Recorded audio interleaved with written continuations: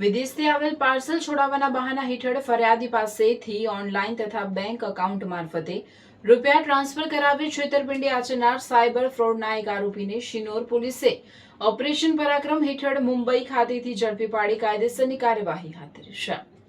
Shinor police સ્ટેશનમાં વિદેશથી આવેલ પાર્સલ છોડાવવાના નામે ઓનલાઈન છેતરપિંડી કરનાર અજાણ્યા શખ્સ વિરુદ્ધ ગુનો નોંધાયો હતો। આરોપીએ ફરિયાદીની પત્નીના મોબાઈલ નંબર પર સંપર્ક કરી તેમનું કુરિયર અમદાવાદ એરપોર્ટ ખાતે અટકાવવામાં આવ્યું હોવાનું જણાવી તેને છોડાવવા માટે નાણાં ભરવા પડશે તેમ કહી પ્રથમ વખત રૂપિયા ટ્રાન્સફર કરાવ્યા હતા।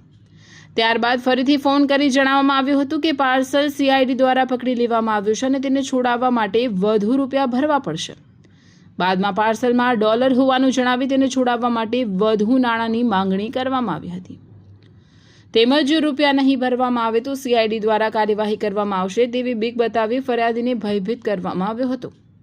આ રીતે આરોપીએ અલગ અલગ બહાના લાલચ અને ભયનો માહોલ ઊભો કરી ફરિયાદી પાસેથી ઓનલાઈન તથા બેંક એકાઉન્ટ મારફતે કુલ રૂપિયા 1,45,000 ટ્રાન્સફર કરાવ્યા હતા। જો કે ફરિયાદીને કોઈ પાર્સલ કે નાણાં પ્રાપ્ત થયા ન હતા, જેથી પોતાની સાથે છેતરપિંડી અને વિશ્વાસઘાત થયો હોવાનું જણાતા શિનોર પોલીસ સ્ટેશનમાં ફરિયાદ નોંધાવવામાં આવી હતી।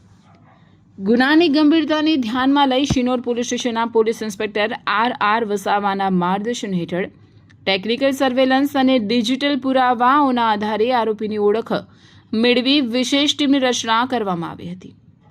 પોલીસે મહારાષ્ટ્ર રાજ્યના મુંબઈ ખાતે તપાસ હાથ ધરી આરોપી મોહમ્મદ નૌશાદ મોહમ્મદ જમરુલ શેખ રહેવાસી કાલાપાણી ભાઈખલ્લા મુંબઈને ઝડપી પાડી શિનોર પોલીસ સ્ટેશન ખાતે લાવી તેની વિરુદ્ધ કાયદેસરની કાર્યવાહી હાથ ધરી છે।